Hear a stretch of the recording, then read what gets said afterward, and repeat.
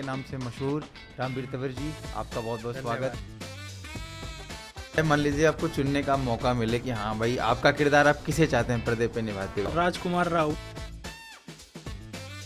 Birthday है, breakup है, patch up है, एनिवर्सरी है, कुछ भी है तो आप कभी भी आइए, पेड़ लगाइए, कम से कम इतना पेड़ तो लगा लो जीवन में कि ये कह सको कि अपने हिस्से की ऑक्सीजन। सही बात। प्रधानमंत्री जी पहले भी आपके इन प्रयासों की कई बार सराहना कर चुके हैं सार्वजनिक मंचों से। तो एक दिन मोदी जी ने मन की बात में शायद 1.5 से 2 मिनट तक इसके बारे में बोला। गाजियाबाद के रामवीर तंवर जी को लोग पॉन्डमैन के नाम से जानते हैं और उन्होंने ही पॉन्डमैन वर्ड का यूज किया। उसके बाद से पॉन्डमैन वर्ड काफ़ी विख्यात हुआ। मैं ज़्यादा से ज़्यादा कॉलेजों में जाता हूँ, ज़्यादा से ज़्यादा यूनिवर्सिटीज स्कूल में जाता हूँ और उनको बताता हूँ तालाबों की कहानियाँ, तालाबों का इम्पोर्टेंस। यार पढ़े लिखे होकर क्या ये साफ़ सफाई का काम करते हो? जब इस काम की इज्जत खुद देश के प्रधानमंत्री कर सकते हैं, तुम कौन होते हो हमारी बेइज्जती करने वाले? उनसे तो बड़े तुम हो नहीं गए हो। सबसे अच्छा अनुभव कहाँ रहा कि जहाँ गया हूँ आप आपको काम करके भी अच्छा लगा हो? गुजरात में सुरेंद्र नगर में अभी हम काम कर रहे हैं। वहाँ के लोगों की आदत मुझे बहुत अच्छी लगती है। लगभग 45 एकड़ की पूरे तालाब को हमने किया है। 45 एकड़? 45 एकड़ तो पूरा झील हो गया उसमें तो छोटा-मोटा? उसको हम कोशिश कर रहे हैं कि बर्ड सेंचुरी जैसा वो डेवलप हो। बीच में आइलैंड डेवलप किए गए हैं। एक आदमी था, उसने तालाब की उसमें स्ट्रक्चर कुछ बनाया हुआ था और राजनीति से जुड़ा हुआ था, है ना। तो तालाब के बीच में था तो इसलिए हमने उसका तोड़ दिया वो। तो उसने क्या किया, अपनी पहुंच का फायदा उठाते हुए हमारी मशीन वगैरह, लेबर सबको पकड़ लिया गया, मशीन को सीज कर दिया गया। नमस्कार बंधुओं, मेरा नाम है सौरभ पांडेश्वर और आपका स्वागत, वंदन और अभिनंदन करता हूं मैं द चौपाल के इस पॉडकास्ट में। आज हमारे साथ जो शख्सियत जुड़ रहे हैं वो किसी परिचय के मोहताज नहीं है। देश भर में पॉन्डमैन के नाम से मशहूर रामवीर तंवर जी, आपका बहुत बहुत स्वागत है। दोस्तों, प्रकृति हमें सब कुछ देती है, प्रकृति हमें जीवन देती है, प्रकृति हमें जीवन जीने का नज़रिया देती है और प्रकृति के ही गोद में हमारा जीवन और मृत्यु सब कुछ तय होता है। ऐसे में सवाल ये हो जाता है कि प्रकृति को बदले में हम क्या दे रहे हैं। तो जब ऐसे सवाल होते हैं समाज में तो कुछ लोग ऐसे खड़े होते हैं जो जवाब देते भी हैं और जवाब देते हैं अपने कामों से, जवाब देते हैं अपने प्रतिबद्धताओं से, अपने संकल्पों से। उन्हीं में से एक हमारे रामवीर जी हैं। तो आपका सबसे पहले तो स्वागत करता हूँ। बहुत बहुत धन्यवाद सौरभ जी। और आपका जो जन्म हुआ ग्रेटर नोएडा में हुआ। ग्रेटर नोएडा का नाम आते ही सबसे पहले दिमाग में छवि बनती है ग्रेटर नोएडा गुज्जर। और गुज्जर तो मतलब कि इन सब कामों से तो भाई साहब उनका कोई दूर दूर का लेना देना नहीं। ये आता है कि हाँ भाई लड़ाई झगड़ा, भौकाल, रंगबाजी ये सब चीज़ें आती हैं दिमाग में। फिर ऐसे परिवेश में जन्मा एक बालक, पर्यावरण के लिए इतना कुछ आप कर रहे हैं, आपने सैकड़ों तालाबों का जीर्णोद्धार कर दिया, प्रकृति के प्रति आपका ये जो प्रेम है ये कैसे आपके अंदर आया? सबसे पहले तो सौरभ जी मैं बहुत बहुत धन्यवाद करना चाहूँगा आपका, आपने अपने पॉडकास्ट सीरीज में मुझे जगह दी। और जहाँ तक कि ग्रेटर नोएडा की बात है, मैं ग्रेटर नोएडा के ही एक गांव डाढ़ा से बिलोंग करता हूँ। ग्रेटर नोएडा तो बाद में आया, पहले यहाँ पे भी गाँव ही थे और मैं तो अभी भी गाँव में ही रहता हूँ। और जहाँ तक कि छवि वाली बात है, देखिए सब तरह के लोग सब जगह मिल जाते हैं, है ना। और भौकाल तो वो बनाएंगे जिनके पास रिसोर्सेस हो, है ना। कुछ लोग ऐसे भी होते हैं जो बिना रिसोर्सेस के उनको बड़ा होना पड़ता है, तो वो भौकाल बनाना भी चाहते हैं तो वो नहीं बना पाते हैं, क्योंकि उसके लिए आपको पैसा चाहिए, सब कुछ चाहिए। तो हम अपने पिताजी के संरक्षण में ऐसे ही स्थिति में बड़े हुए हैं, तो इसलिए शायद भौकाल नहीं बना पाए। नहीं, आपका बहुत भौकाल है भाई साहब इस समय, ऐसी बात नहीं है। और पर्यावरण और तालाबों की बात है तो वो शायद हमारे बचपन से उनका रिश्ता रहा है। मैं खुद याद है 10वीं 11वीं क्लास तक बहुत सारी भैंसों को तालाब में जाके नहलाना, खुद भी जाके नहर में नहाना, है ना। मुझे बहुत अच्छा तैरना आता है, वो शायद नहर और गांव के जोहड़ की वजह से। लेकिन आप देखेंगे समय के साथ वो जोहड़ तो बन गया गड्ढा और नहर बन गई है नाला, है ना। अब कोई भी जाके देख सकता है वो। और अब किसी भी मेरी उम्र के किसी भी लोग से जाके पूछेंगे गांव में कि ये नहर आज से 20 साल पहले कैसी दिखती थी, तो बड़ी उत्सुकता के साथ और अचानक से एनर्जी भर जाती है बताते समय कि हम तो नहाए हैं इसमें, नॉस्टैल्जिया आ जाता है ना। हाँ, हम तो ऊपर से कूदते हैं इसमें। फिर पूछिए कि फिर ऐसा क्या हुआ 20 साल में कि अभी तो आप शायद हाथ लगा दे तो इन्फेक्शन हो जाएगा, है ना। तालाब ऐसे ऐसे ऐसे ऐसे ऐसे हो गया, मतलब सिमटते चला गया। नहर का क्षेत्र वही है, लेकिन अब वो शायद शायद क्या वो पक्का नाला डिक्लेयर कर दी गई है, क्योंकि जैसे जैसे हमारा डेवलपमेंट हुआ है, पक्की नालियाँ गांव में, पक्की सड़कें, और तो वो पानी कहाँ जाएगा अभी, है ना। पहले तो आपने भी देखा होगा गांव में एक नल थी, नल के आगे गड्ढा था, है ना, कि जो पानी वेस्ट जाता भी था। पहली बात तो जब हाथ से खींचना पड़ता है ना पानी, तो आदमी उतना ही चलाता है नल जितना गिलास में आ जाए, जितने की जरूरत हो जाए। लेकिन होता क्या है ना, अब तो स्विच दबाना पड़ता है ना, और जब स्विच दबाने की आदत हो जाती है तो फिर वो पानी 1 लीटर पानी के लिए 1000 लीटर हम बर्बाद कर देते हैं। आप अगर गाँव में अपना इनकम का और पानी के वेस्टेज का कैलकुलेशन जोड़ेंगे ना, अभी जैसे आपको शहर में कितने रुपए लीटर पानी मिलता है? अब ये बॉटल वाले की बात हाँ, कर रहे हैं, हाँ, तो कैन वही 25 से लेके 40 तक अलग अलग हाँ, जगहों के हिसाब मैं से उसको रेट है। मिनिमम भी ले चाहूँ तो 20 रुपए का पानी हाँ, मिलता है आराम से। तो 20 रुपए लीटर हुआ। एक घर में, ग्रेटर नोएडा के गाँवों में एक घर में समरसिबल के माध्यम से, चाहे वो धोने में या कहीं जो पानी निकल रहा है सर, वो तो ड्रिंकिंग वाटर है ना, तो एक घर से 1000 litre drinking water daily waste हो रहा है जो नाली में जा रहा है। अब उसको आप कैलकुलेट करिए कितना हुआ, बहुत 20,000 रुपये हुआ। 20,000 रुपए। तो 20,000 रुपये का प्रतिदिन पानी वेस्ट कर रहे हैं हम, जबकि हमारी इनकम कितनी है? 2,000 रुपये, 1,000 रुपये, 500 रुपये, ठीक है। मतलब हम कितने घाटे का सौदा कर रहे हैं, कितने घाटे में जा रहे हैं।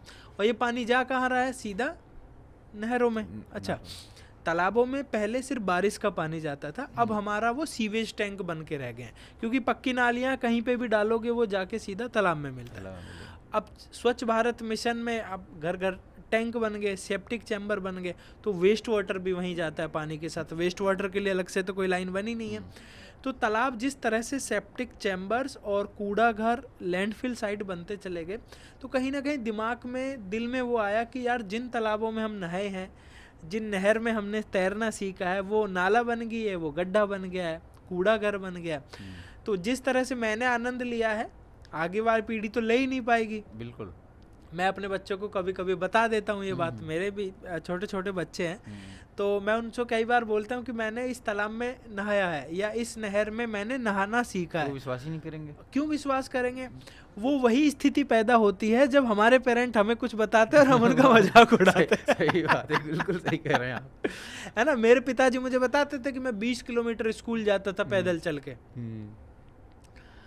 अब हम उसकी कल्पना नहीं कर सकते, क्योंकि कल्पना नहीं कर सकते, क्योंकि इसलिए मुझे वो झूठ लगती है। मुझे लगता था मेरे पिताजी मुझसे झूठ बोलते हैं अपनी चीज़ों को बड़ा चढ़ा के बताने के लिए। लेकिन जब मैं अपने बच्चों को ये बताता हूँ कि इस नहर में मैंने नहाया है, मेरे बच्चों को भी यही लगता है कि हमारे पापा बहुत झूठ बोलते हैं, चीज़ों को बढ़ाना चढ़ा।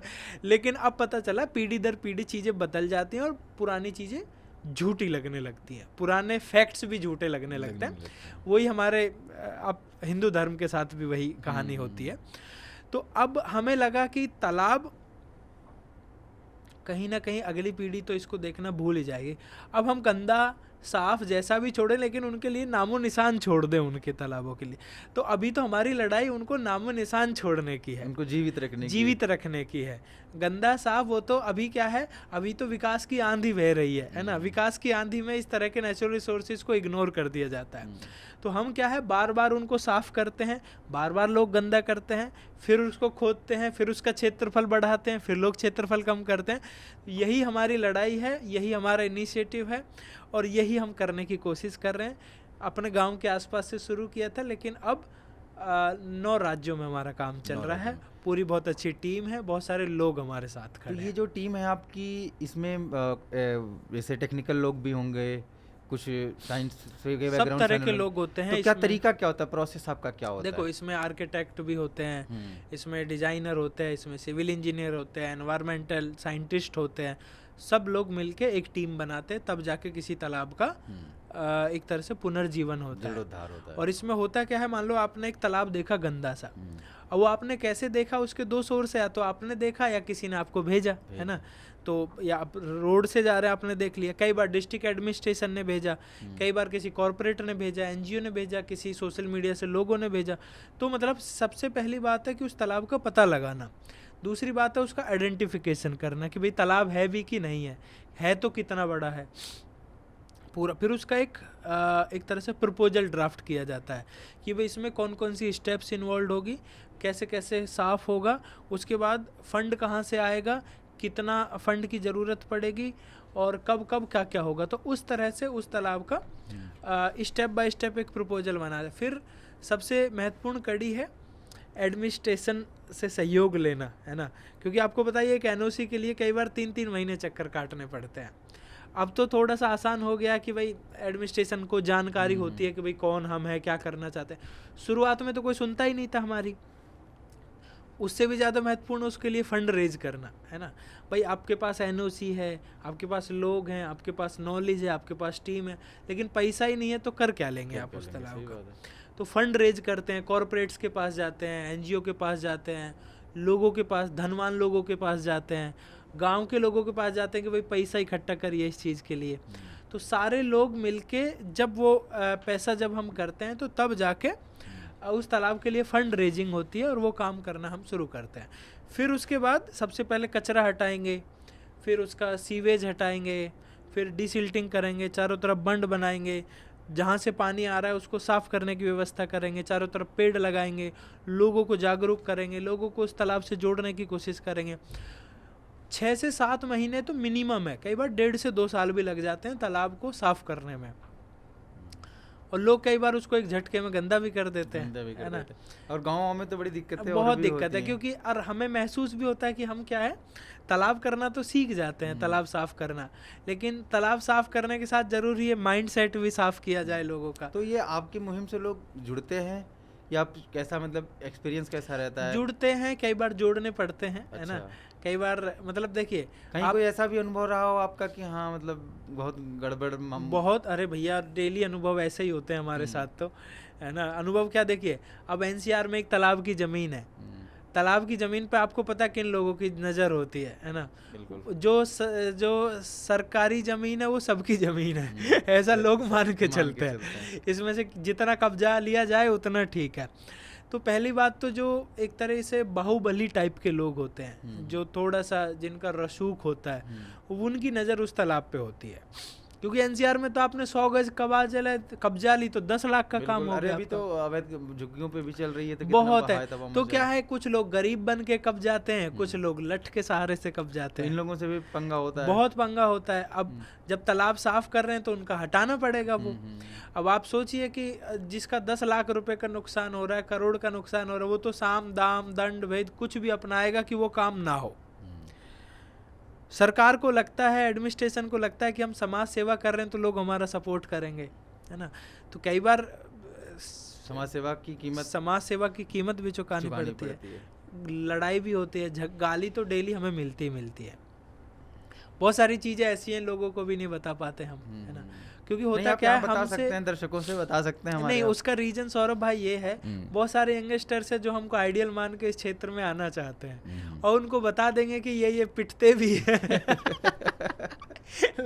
लाठी डंडे भी चलते हैं, वो शायद इस फील्ड में आएंगे ही नहीं। ये बात तो आपने सही कही। बहुत सारे नहीं, मुझे लगता है कि प्रधानमंत्री जी से आप मिले भी, प्रधानमंत्री जी ने मन की बात में भी आपके इनिशिएटिव की तारीफ की, तो अब आप लाखों लोगों की प्रेरणा के केंद्र हैं। बहुत सारे मैं भी खुद आपको बहुत टाइम से फॉलो करता हूँ, और भी मैं देखता हूँ, कम से कम आपका जिक्र आते ही सब एक बार जरूर कहते हैं अच्छा वो तालाब वाले। तो ये आप बहुत अच्छा काम कर रहे हैं। आपने आजकल के बच्चों की बात की कि आजकल के बच्चों को समझ नहीं आता, तो सच में समझ में नहीं आता उनको कि क्यों तालाब की ज़रूरत है हमारे प्रकृति को, हमारे पर्यावरण को, क्या महत्व है तालाबों का। मैं चाहूँगा कि एक बार अब बताएं हमारे दर्शकों को। देखो सौरभ भाई, हमें चीज़ें वही समझ में आती है जिनसे हमें मतलब होता है ना। अब मेरे घर में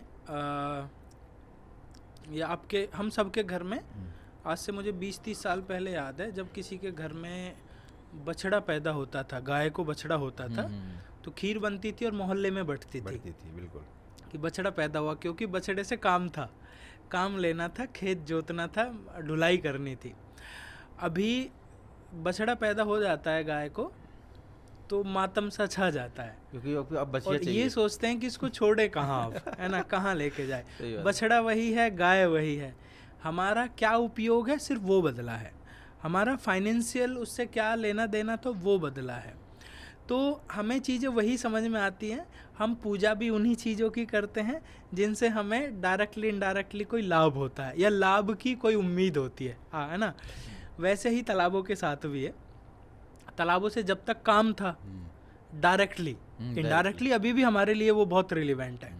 तो जब तक हम उनके पास जा रहे थे पानी लेने के लिए, नहाने के लिए, भैंसों को नहलाने के लिए, तब तक हम उनकी पूजा भी कर रहे थे, क्योंकि हमें खुद तालाब के पास चल के जाना था। अब क्या हुआ, खुद तालाब हमारे घर तक चल के आ गया, उसका जो पानी है वो टैप के माध्यम से खुद हमारे घर पे चल के आ गया। तो अब हमें उसकी शायद ज़्यादा ज़रूरत नहीं लगती, इसीलिए हम उसके बारे में जानने में बहुत ज़्यादा इच्छुक भी नहीं रहे। इसीलिए हमारी जो युवा पीढ़ी है वो बहुत ज़्यादा तालाबों के बारे में जानने की इच्छुक नहीं है, क्योंकि उनको बहुत ज़्यादा मतलब नहीं है, या हमारे पेरेंट्स भी उनको बहुत ज़्यादा बताने में इच्छुक नहीं, क्योंकि उनको भी ज़्यादा पेरेंट नहीं, उनको लगता है कि काहे फालतू की चीज़ों को ज्ञान दिया जाए इनको, है ना। लेकिन अब हम किसी ना किसी का प्रयास तो बनता है कि तालाब के बनने की जो कहानियाँ हैं, क्यों बने थे, किसने बनाए थे, क्योंकि बहुत सुंदर सुंदर कहानियाँ हैं। हर ज़िले में, हर कस्बे में, हर राज्य में आपको ऐसे ऐसे तालाबों के बनने की कहानियाँ मिल जाएंगी, आप सोचेंगे कि वाह, है ना, क्यों इसलिए बनाया गया था। कोई ऐसी कहानी जो आपको बड़ी अच्छी लगी हो किसी जगह? बहुत सारी तालाब है। अभी जैसे मैं चूरू ज़िले में गया था, है ना, चूरू ज़िले में एक सेठानी का जोहड़ है ना। आप कोई भी गूगल करेगा सेठानी का जोहड़, एक हमारे देश में गुजरात राजस्थान में 56 अकाल पड़ा था आज से 126 साल पहले। तो बहुत सारे लोग, मतलब हजारों लोग मर गए थे, क्योंकि बहुत तकड़ा अकाल पड़ा था, बारिश नहीं हुई थी। लोग जो खेजड़ी के पेड़ होते हैं उधर राजस्थान, उनके जो छाल होती है उनको खा खा के उन्होंने काम चलाया था, लोगों के ढांचे बन गए थे, खून नहीं रहा था उसमें। तब एक विधवा सेठानी थी, उन्होंने जनता के लिए वो तालाब बनवाया था, उसमें बारिश पड़ी थी, पानी भर गया था, तब जाके लोगों को पानी मिला था।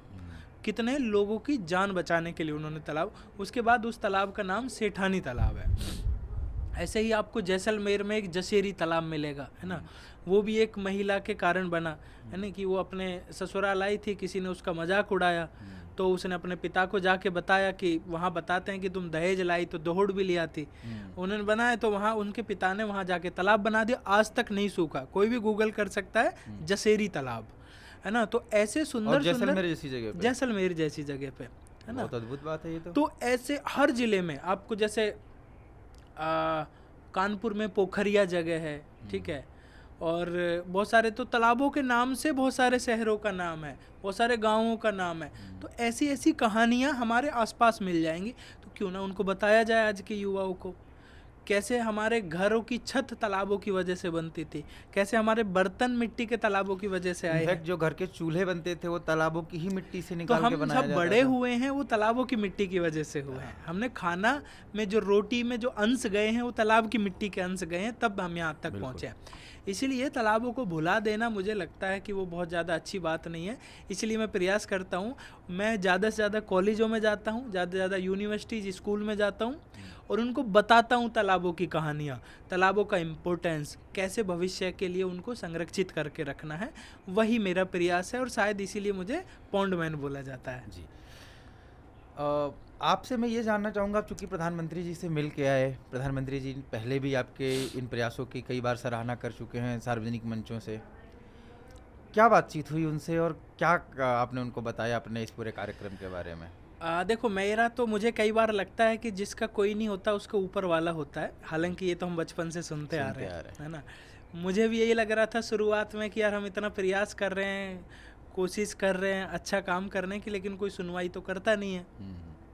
लेकिन एक दिन अचानक से ये कहावत हमारे जीवन में सार्थक हो गई कि जिसका कोई नहीं होता उसको ऊपर वाला होता है। तो हम अचानक से अपने घर बैठे थे और एक दिन मोदी जी ने मन की बात में शायद 1.5 से 2 मिनट तक इसके बारे में बोला।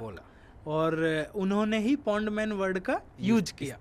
उसके बाद से पॉन्डमैन वर्ड काफ़ी विख्यात हुआ और ये मतलब सरकारी आंकड़ों में भी आ गया। अब सरकारी फाइलों में पॉन्डमैन नाम से ही चलता है। मोदी जी कितनी बारीकी से एक आदमी पे नजर तो हम खुद हैरान थे कि इनको पहुंचाई कहाँ है किसने ये बात, इनको पता कैसे चला। अच्छा, आपने कभी अप्लाई नहीं किया? कुछ नहीं? हमारा पड़ोसी हमारे बारे में नहीं जानता था कि हम क्या करते हैं। ये बड़ी बात। हमारे गाँव की 80% जनता नहीं जानती थी कि हम क्या करते हैं, लेकिन मोदी जी जानते जानते थे। है ना। तो उस समय पे गाजियाबाद में काम कर रहे थे। तो हमें जो लगता है कि सरकार जो सेंटर गवर्नमेंट की कुछ मंत्रालय की टीम वहाँ गई थी, तो हम नहीं गए थे, लेकिन उनको जब तालाब देखने दौरा कर रही थी तो किसी गांव वाले ने उनको बताया कि जी यहाँ पे एक लड़के हैं, वो ये तालाब का काम करते हैं। और फिर उन्होंने रिसर्च किया होगा तो उन्होंने शायद वो बात बताई। तो लेकिन उस दिन के बाद शायद बॉलीवुड से अगर हम शायद अपना प्रचार करा नहीं पाते जीवन में, है ना, क्योंकि बहुत पैसा लगता है, वो तो सेकंड के हिसाब से पैसे लेते हैं, है ना हम कभी सोशल किसी बड़े इन्फ्लुएंसर से अपना प्रचार करवा पाते। लेकिन मोदी जी ने हमारा 1 मिनट या 1 सेकंड के अंदर ऐसा प्रचार किया कि हम जो है एक जिले से, एक गांव से निकल के हम पूरे देश में काम करने लगे, और दुनिया में छा गए, पूरी देश दुनिया में छा गए। अभी शायद 8 कंट्रीज में हमारे बारे में आर्टिकल छपे हैं। और ऐसा आर्टिकल नहीं, वहाँ की जो नेशनल मीडिया है वहाँ ने, जैसे ब्रिटिश हेराल्ड ने हमारे बारे में लिखा है, ऑस्ट्रेलिया का एक वो है ब्रॉडकास्ट सर्विस है, ऑस्ट्रेलिया ब्रॉडकास्ट सर्विस, उनका सरकारी चैनल है, उसने हमारे बारे में लिखा है ना। फिनलैंड और काफ़ी श्रीलंका के नेशनल न्यूज़पेपर ने छपा है। तो आप सोचिए, हम अभी तक अपने गांव से ही ये काम करते हैं, हमारा शहर में कोई ऑफिस नहीं है, एक कमरे से पूरा इनिशिएटिव चला है, अभी भी वहीं चल रहा है, धीरे धीरे एक्सपेंड करेंगे। लेकिन ऑस्ट्रेलिया के लोगों को पता चल गया कि वहाँ पे क्या हो रहा है ना, किसकी वजह से, है ना। शायद ना मोदी जी उस समय पे इसके बारे में बोलते, ना नेशनल मीडिया में आता, ना शायद मिलने के लिए कब बुलाया उन्होंने? अभी रिसेंटली बुलाया, ये शायद विकसित मिशन जो चल रहा है अभी, विकसित भारत 2047, तो उसके उपलक्ष्य में हमें बुलाया गया था भारत मंडपम में। और मोदी जी ने ऐसे ही देखते ही पूछा कि हाँ भाई कैसा चल रहा है आपका इनिशिएटिव। तो हमारे लिए तो वही बहुत बड़ी बात है कि देश के प्रधानमंत्री जी जानते हैं कि हम कुछ कर रहे हैं। नहीं, आप तो उनके एक तरीके से दो चीज़ों को आप कैरी कर रहे हैं। एक तो पर्यावरण के लेकर के मोदी जी काफ़ी बातें करते हैं, दूसरी वो स्वच्छता के बारे में बात करते हैं, और आप इन दोनों अभियानों को आगे बढ़ा रहे हैं। तो कहीं ना कहीं ये मोदी जी के ही, बिल्कुल उनका, देखिए अभी जैसे हमारा अमृत महोत्सव चल रहा है, तो उनका ही शायद ये मन था कि भाई इन तालाबों को अमृत सरोवर के रूप में जो है विकसित किया जाए। तो अमृत सरोवर देश भर में बनाए जा रहे हैं, और हम तो ऑलरेडी सरोवर बना ही रहे हैं। तो कहीं ना कहीं हम उस मोदी जी के उस इनिशिएटिव को और सपने को भी आगे बढ़ाने की कोशिश करें ग्राउंड लेवल पे। और दूसरा ये कि मिशन लाइफ उनका एक बड़ा मिशन है पूरे देश भर में, कि कैसे हम अपने आदतों को, अपने रहन सहन के तरीके को पर्यावरण के हिसाब से ही डेवलप करें। तो उसमें भी हम बहुत स्कूलों में प्रचार करते हैं। प्लस स्वच्छ भारत मिशन, तालाब हो या घर हो या गली हो, सबको साफ करने की बात है, और वो भी एक है। और दूसरा हमें जो सबसे बड़ा फ़ायदा मिलता है, क्योंकि जब देखिए तालाबों की कंडीशन किसी नाली से तो अच्छी है नहीं, कचरा उतना भी भरा रहता है। जब कोई हमारी मान लो बेइज्जती करने की कोशिश करता है कि यार पढ़े लिखे होके क्या ये साफ़ सफाई का काम करते हो, तो अब हमारे पास जवाब है। हम यही बोलते हैं कि भाई जब इस काम की इज्जत खुद देश के प्रधानमंत्री कर सकते हैं, देश के माननीय राष्ट्रपति जी कर सकते हैं, मुख्यमंत्री जी कर सकते हैं, गवर्नर साहब कर सकते हैं, तुम कौन होते हो हमारी बेइज्जती करने वाले? उनसे तो बड़े तुम हो नहीं गए हो, है ना। और अच्छे कामों की सराहना तो सबको करनी चाहिए। हाँ, लेकिन ये फिर भी ग्राउंड लेवल पे सभी तरह के लोग मिलते हैं। तो हमारे पास बेस है कि जब इस कार्य की प्रधानमंत्री जी तारीफ कर रहे हैं, तो तुम कौन होते हो बेइज्जती करने? अच्छा, अभी तक सबसे बेकार आदमी कौन टकराया है आपसे? बहुत सारे बेकार आदमी टकराते, सबसे ज्यादा नाम लिए जिक्र करना चाहें किसी? बहुत सारे लोग हैं, जैसे मतलब सबसे गंदा वाला कि यार मतलब इससे बुरा कुछ नहीं हो सकता इस काम में। नहीं, एक आदमी था, उसने तालाब की उसमें क्या था, उसने अपना वो बना रखा था, स्ट्रक्चर कुछ बनाया हुआ था, और राजनीति से जुड़ा हुआ था, है ना। तो तालाब के बीच में था, तो इसलिए हमने उसका तोड़ दिया, वो है ना भाई, तालाब बनाना था, हमने तोड़ दिया। तो उसने क्या किया, अपनी पहुंच का फ़ायदा उठाते हुए उसने ये कंप्लेंट की हमारे खिलाफ किए, तो भूमाफिया हैं और तालाब की मिट्टी को बेच रहे हैं, है ना। अब पहुंच का फ़ायदा हुआ तो हमारी मशीन वगैरह, लेबर, मशीन सबको पकड़ लिया गया, मशीन को सीज कर दिया गया, है ना। फिर क्योंकि आप जब फील्ड में होते हैं तो अच्छे लोगों के साथ संपर्क में भी होते हैं। ये यूपी की बात है? यूपी की बात है। अच्छा। तो फिर हम उस समय पे जिस आईएएस अधिकारी के साथ काम कर रहे थे, मतलब जिस जिले में काम कर रहे थे, हमने उनको बताया कि सर देखिए हम इस बात की कसम खाते हैं और गारंटी भी लेते हैं, तो हम मिट्टी को तालाब से बाहर कभी ले जाते नहीं हैं, और ये इसीलिए हुआ है, हम आपको पहले ही बता देते हैं हुआ किस लिए। तो उन्होंने कहा देखो आप अच्छा काम कर रहे हो, बाकी आप हमारे ऊपर छोड़ दो अभी। मैंने कहा सर अब छोड़ क्या दे, रात के 9 बज गए, मशीन सील हो गई है ना, लड़के जेल जाने की तैयारी कर रहे हैं, अब हमारी कोई गलती भी नहीं थी। तो उन्होंने कहा नहीं नहीं, आप अगर हमारे भरोसे हमारे ज़िले में काम कर रहे हैं तो हमारी जिम्मेदारी बनती है आपको इस तरह की प्रॉब्लम से बचाना। तो उन्होंने मतलब लखनऊ फ़ोन किया, सब जगह फ़ोन किया, और रात के 12 बजे वापस से वो सारा प्रोसेस अंडू किया गया और हटाई गई सारी चीज़ें, मशीन को छोड़ा गया, और वो स्ट्रक्चर थोड़ा बच गया था, है ना, मतलब पूरा टूटा नहीं था, उसको अच्छे से तोड़ा गया, है ना। फिर हमसे पूछा गया कि अब क्या करोगे, मैंने कहा सर अब हम घर जाएंगे। तो उनका आप घर जाओगे तो तुम हमारी बेइज्जती कराओगे, उनको तोड़ के आओ पूरा। तो हम रात में फिर मशीन ले गए, पूरा फैक्ट्री उठाते। तो उस तरह से अच्छे लोग भी हमें संपर्क कर, लेकिन वो आज तक हमारे पीछे पड़ा हुआ है ना, कहीं ना कहीं। अभी फिर से जब मुलाकात हुई या कुछ हुआ, बात हुई, हाँ, तो मतलब उसके दिमाग में तो हम दुश्मन बन गए हैं, है ना, लेकिन उसको अच्छा, मतलब उसको अच्छा लगना चाहिए कि यार अब बड़ा तालाब बन गया है, नहीं तो एक छोटा सा तालाब बना देते क्या फ़ायदा होता। तो ऐसे लोग जो जिनकी वजह से शायद उनका तालाब को कब्जाने का सपना ही रह जाता है, वो लोग हमारे दुश्मन बन जाते हैं। अच्छा, ये तो अब मैंने आपसे पूछा कि सबसे गंदा अनुभव, सबसे अच्छा अनुभव कहाँ रहा, कि जहाँ गए हो वहाँ पर आपको काम करके भी अच्छा लगा हो, वहाँ के लोग भी अच्छे लगे हो? जैसे हम गुजरात में सुरेंद्र नगर में अभी हम काम कर रहे हैं, वहाँ के लोगों की आदत मुझे बहुत अच्छी लगती है ना। मतलब कटुड़ा गांव है, और हमें लगता है कि जब वहाँ पे हम जाते हैं, हालांकि गाजियाबाद ज़िले ने भी हमको बहुत सपोर्ट किया है, लेकिन जब हम वहाँ जाते हैं तो 45 एकड़ की पूरे तालाब को हमने किया है। 45 एकड़? 45 एकड़ तो पूरा झील हो गया, उसमें तो छोटा-मोटा? बहुत बड़ी झील थी, लेकिन होता क्या ना, तालाब ही कहते हैं, है ना, झील छोटा होकर तालाब हो जाता है। हाँ, तो उसको वापस से किया गया, अभी उसमें बहुत तरह की बर्ड आती है, उसको हम कोशिश कर रहे हैं कि बर्ड सेंचुरी जैसा वो डेवलप हो, बीच में आइलैंड डेवलप किए गए हैं। तो जब भी हम लोग जाते हैं तो उनके चेहरे पर दिखता है वो धन्यवाद का जो भाव होता है, कृतज्ञता का भाव दिखता है। वो हमेशा यही कहते हैं कि आपने जितना अच्छा हमारे गांव के लिए कर दिया शायद कोई नहीं कर पाता। ये होती है जागरूक नागरिक की पहचान, जागरूक नागरिक, है ना। और हम वहाँ देख रहे हैं कि जब भी हम जाते हैं वो लोग बहुत स्वागत करते हैं, है ना, हमेशा माला पहनाते हैं। हम 10 बार भी जाते हैं, वो 10 बार वैसा ही स्वागत करते हैं। तो वहाँ पे हमें लगता है कि हाँ शायद हम सोसाइटी के लिए कुछ अच्छा काम कर रहे हैं। नहीं, बहुत कुछ अच्छा कर रहे हैं आप। आज के समय में मतलब ये कल्पना करना भी मुश्किल है कि जब व्यक्ति अपने रोजी रोजगार के लिए पैसे के पीछे भाग रहा है, उसमें कोई व्यक्ति पर्यावरण के पीछे भाग रहा है। बिल्कुल, तो अपने आप में बहुत अच्छी पहल है। बाकी आज के युवाओं को जो आपको फॉलो करते हैं, उनको आप क्या संदेश देना चाहेंगे? किस किस तरीके से प्रकृति को बचा सकते हैं, किस किस तरीके से? देखो आज सिर्फ तालाब ही नहीं, हाँ, बाकी और क्या क्या चीज़ की जा सकती हैं जो आप देखते हैं अपनी सोसाइटी में, जो आप कहना चाहें? मैं हमेशा यही कहता हूँ कि हमारे आसपास बहुत सारी ऐसी चीज़ें हैं जिनके ऊपर हम लड़ाई झगड़े करते हैं कि ये हमारे राजा ने बनवाई थी या हमारे कुल के लोगों ने बनवाई थी, दूसरे वाले लोग ये बताते हैं।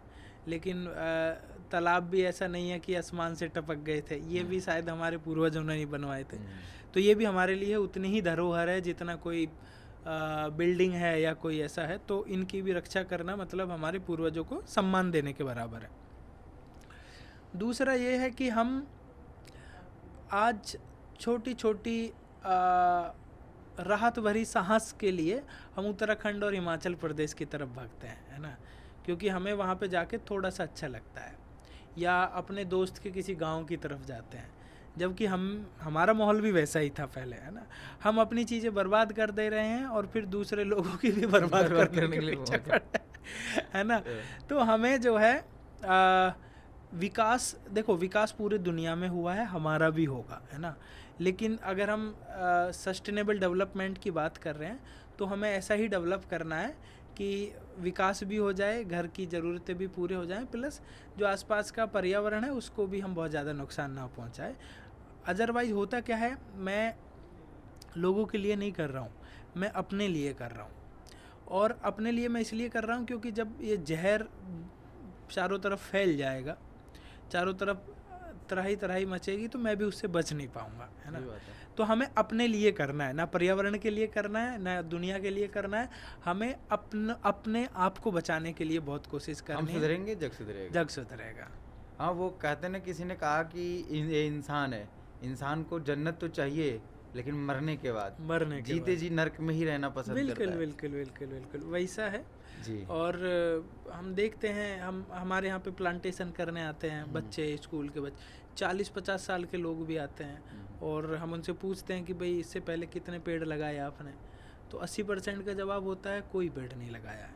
आप सोचिए, तो हम उनको ये बोलते हैं तुम तो ऑक्सीजन भी दूसरे के हिस्से की ले रहे हो कम से कम इतना पेड़ तो लगा लेते सही बात है कि अपना वो सिस्टम कम से कम इतना पेड़ तो लगा लो जीवन में कि ये कह सको कि अपने हिस्से की ऑक्सीजन। सही बात है, ये आपने बहुत अच्छी बात बताई है कि भाई ऑक्सीजन तो अपने हिस्से की लो यार, इतना तो कर ही सकते हो, 1-2 पौधे कम से कम लगा लो। बिल्कुल बिल्कुल।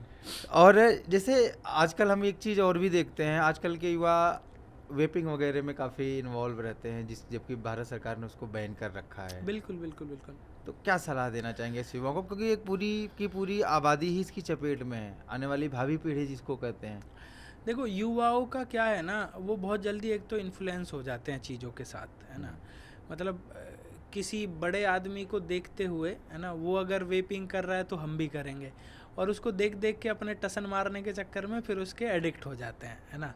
फिर उसकी आदत बन जाती है हमें, और बहुत समय बाद पता चलती है कि उसका क्या नुकसान हुआ है। वेपिंग भी एक ऐसी ही समस्या होती जा रही है। मतलब स्कूल के कॉलेज के बच्चे भी इसको इस्तेमाल कर रहे हैं, है ना। उनको शुरुआत में लगता है, जब बॉडी में एनर्जी होती है, ताकत होती है, अरे कौन क्या ही बिगाड़ लेगा, कुछ नहीं होता है, और हमेशा ऐसे ही शुरुआत करते हैं, कुछ नहीं होता है, करो, है ना। लेकिन धीरे धीरे शरीर बहुत धीरे धीरे प्रोसेस से ख़राब होना शुरू होता है ना। और आपने देखा होगा 29-30 जिम करते करते गिर जा रहे हैं लोग, है ना। और किसी के यहाँ पे कैंसर है, किसी के वहाँ कैंसर है, किसी का दिमाग चलना बंद हो गया, क्रिकेट खेलना गिरा, किसी के, है ना। तो हमें नहीं पता, बहुत सारी ऐसी चीज़ें हैं जो वेपिंग के कारण हो रही है। और मैंने जितना सुना है, सिगरेट को छोड़ने के लिए एक वेपिंग का ऑप्शन लाया गया था, और वो और खतरनाक, है ना, और वो और ख़तरनाक हो गया है। पहले तो बहुत अच्छा किया सरकार ने अगर इसको बैन कर दिया। हाँ, सरकार ने तो बैन कर रखा, बैन कर दिया, और लेकिन लोग आज भी हाँ, लेकिन वो बेचते हैं। कड़ी कार्रवाई हो, प्लस युवाओं को समझना चाहिए कि हमको इस दलदल से बाहर निकलना है, और इसकी जगह बहुत सारी अच्छी चीज़ें हैं, खाओ पियो मौज लो।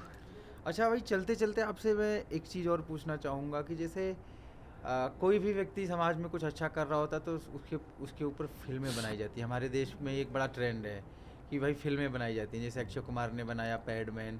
तो क्या आपको भी कभी ऑफर आया कि हम आपके नाम पे पॉन्डमैन बनाना चाहते हैं? देखो, डॉक्यूमेंट्रीज तो बहुत सारी बनी है जी, है ना। पॉन्डमैन नाम से बहुत सारी डॉक्यूमेंट्रीज बनी है, इवन नेशनल ज्योग्राफिक पे भी आप देख सकते हैं, है ना। डिज्नी हॉटस्टार पे भी आप देख सकते हैं।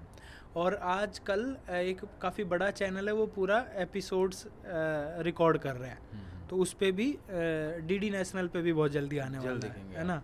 और दूसरा, कई लोगों ने संपर्क किया है पिछली साल, कई लोगों ने पूरा 1 साल तक वो आए थे, तो उन्होंने स्टोरी पूरा लिखा है ना। भगवान करे बहुत जल्दी उनका पर्दे पे तो आए। आप वो पर्दे पे किसको देखना चाहते हैं, अक्षय कुमार? हालांकि देखिए, अक्षय कुमार अगर ये अवसर है, मान लीजिए आपको चुनने का मौका मिले कि हाँ भाई आपका किरदार आप किसे चाहते हैं पर्दे पे निभाते हुए देखें? अक्षय कुमार भी अच्छे हैं आजकल, लेकिन एक वो राव है ना, क्या नाम, राजकुमार राव, वो भी बहुत अच्छी एक्टिंग करते हैं। वो तो बहुत कमाल के एक्टर है ना। हाँ, तो ये कुछ लोग हैं जो बहुत अच्छी एक्टिंग करते हैं, और मैं चाहता हूँ, मतलब ये तो सौभाग्य होगा, अतिशयोक्ति हो जाएगी ऐसा कहना, बट भविष्य में हो तो थोड़ा सा ऐसा कर सकते हैं। चलिए, आपसे बात करके हमें बहुत अच्छा लगा। उम्मीद करता हूँ हमारे दर्शकों को भी बातचीत पसंद आई होगी। बात को बहुत ज़्यादा लंबा हम ना ले जाते हुए, क्योंकि फोकस ये रहता है कि मुद्दे की बात हो जाए, काम की बातें हो जाएं, जिस चीज़ के लिए आप जाने जाते हैं, आपके अनुभवों से हमें भी कुछ लाभ मिले और हमारे दर्शकों को भी कुछ लाभ मिले, तो हमारी यही कोशिश रहती है। बाकी चलते चलते अगर आप हमारे दर्शकों से कुछ कहना चाहते हैं तो आप कह सकते हैं। मैं यही कहना चाहता हूँ कि आप लिंक्डइन, फेसबुक, यूट्यूब किसी के माध्यम से भी हमसे जुड़ सकते हैं। कभी आपको कोई भी ऐसा ओकेशन हो कि आप पर्यावरण के लिए कंट्रीब्यूट करना चाहते हैं, तो आप कर सकते हैं। आपका बर्थडे है, ब्रेकअप है, पैचअप है, एनिवर्सरी है, कुछ भी है, तो आप कभी भी आइए, पेड़ लगाइए। मतलब वाइन उड़ाने से अच्छा शायद हम आपको एक अपॉर्चुनिटी दे सकते हैं, है ना। पेड़ लगाने की अपॉर्चुनिटी हम आपको देंगे, साफ़ करने की अपॉर्चुनिटी आपको देंगे। तो आप आइए और हमारे साथ मिलके जो भी हम कर रहे हैं उसमें कंट्रीब्यूट करिए। Thank you so much. कोई इसके लिए वेबसाइट वगैरह या कुछ आप नंबर गूगल पे करेंगे तो सारे कॉन्टैक्ट नंबर आपको मिल जाएंगे। चलिए हम आपकी डिटेल अपनी स्क्रीन पे भी जी, दिखाएंगे। और हम चाहेंगे कि हमारे दर्शक जो भी इस पॉडकास्ट को देख रहे हैं, जो भी लोग पर्यावरण प्रेमी हैं, वो इस मुहिम से जुड़ें, क्योंकि रामवीर जी बहुत ही अच्छा काम कर रहे हैं। ये जो मुहिम है, ये सिर्फ न सिर्फ पर्यावरण को बचाने की है, न सिर्फ स्वच्छता की बात है, बल्कि हमारे जीवन से सीधा सीधा हमारे अस्तित्व से जुड़ा है, पूरे मानव जाति के अस्तित्व से जुड़ा है। ये चीज़ें हो सकता है आज आपको समझ में नहीं आएंगी, लेकिन आज से 20 साल, 30 साल, 50 साल बाद जब आप अपने चारों तरफ हाहाकार मचे हुए देखेंगे, तब आपको रियलाइज़ होगा कि ये कितनी बड़ी मुहिम है और ये कितना महान काम है। तो उम्मीद करता हूँ ये बातचीत आपको पसंद आई होगी। बातचीत कैसी लगी कमेंट बॉक्स में बताएं। वीडियो अच्छा लगा तो अपने दोस्तों, रिश्तेदारों और परिवार वालों के साथ भी शेयर करें और अच्छे अच्छे कमेंट्स करें। अगर किसी को बुरे भी करने हो भाई तो कर सकते हो, लेकिन करो। और इस वीडियो को देखो, लाइक करो, और हमसे और भी कुछ अपेक्षाएं रखते हो तो आपका सुझाव का भी हमें पूरी तरीके से स्वागत है। बहुत बहुत धन्यवाद, बहुत बहुत आभार आपका कि आप आए और हमें समय दिए। Thank you so much. Thank you.